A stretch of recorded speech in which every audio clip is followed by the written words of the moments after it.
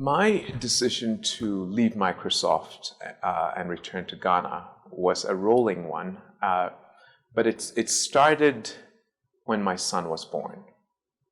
When my son was born is when I first started to think about future generations of Africa and the world that would be leaving for them.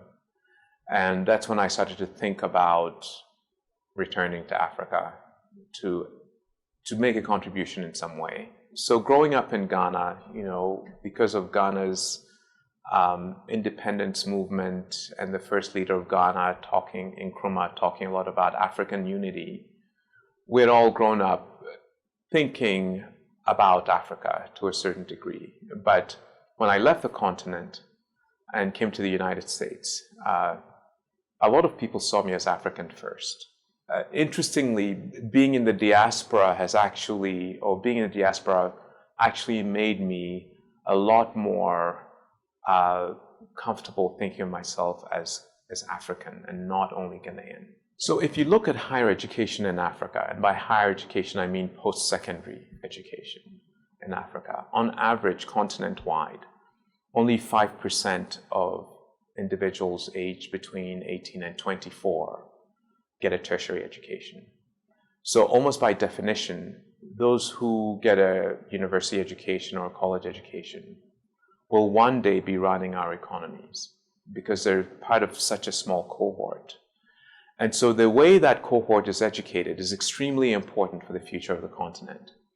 And what we're trying to do with Ashesi is to do two things. One is for our own students, really prepare them to be ethical philosophers, if you will.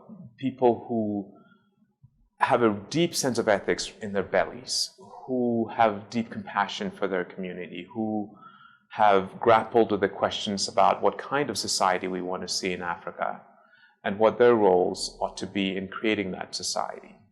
The second thing is we hope to be an example for other universities. We ourselves will not be the institution that educates all students who go to higher education in Africa.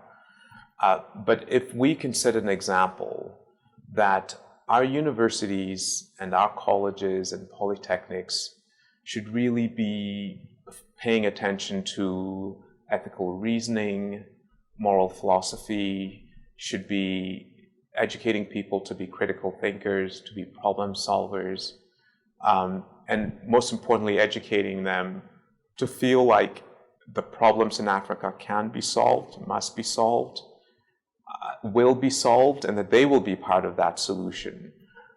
Then we change a continent, fast forward 20, 30 years. When we started, in Ghana, philanthropy, if we want to call it that, was really focused on supporting family, supporting faith-based organizations. An institution like Ashesi, which was private, even though it was not for profit, was not the typical kind of institution that philanthropists would give money to.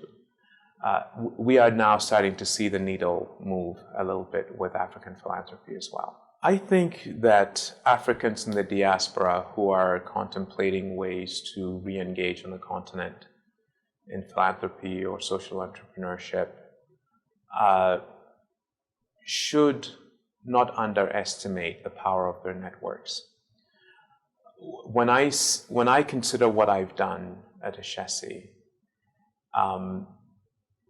my personal philanthropy, the philanthropy of my wife and I, has been an important part of our story.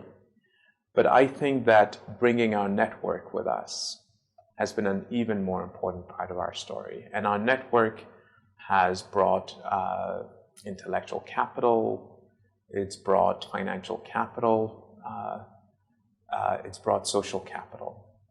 And so my advice to people in diaspora as they're re-engaging is don't think of it as a solo enterprise. It is something that we do in partnership with others and with each other.